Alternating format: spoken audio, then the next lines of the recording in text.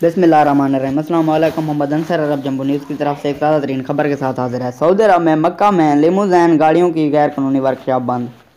मक्का मुकरमा municipality ने गैर कानूनी तौर पर कायम वर्कशॉप बंद कर दी, जिसमें लिमोज़ैन गाड़ियों की मरम्मत की जाती थी। सबक वेबसाइट के मुताबिक शौकिया म्यूनसिपलिटी की तफ्तीशी टीम ने कहा है कि वर्कशॉप खाली प्लाट है जिसके गिर्द 4 दीवारी है। यहाँ गैर कानूनी तौर पर गाड़ियों की मरम्मत की जाती रही है।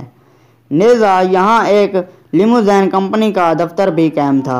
वर्कशॉप और दफ्तर में काम करने वाले कारकुनों SOPs की मुतअद्दिद खिलाफ वर्जियों के मरतकब भी थे। म्यूनसिपलिटी ने कहा है कि वर्कशॉप सर बेमहर कर दी गई है और इंतज़ामिया पर जुर्माने ऐद करने के अलावा मालकान को तलब किया गया है। म्यूनसिपलिटी ने कहा है कि रिहायशी इलाकों में वर्कशॉप सख्ती से मना है। वर्कशॉप्स के लिए मखसूस इलाका है जहां हर तरह की वर्कशॉपें कायम हैं।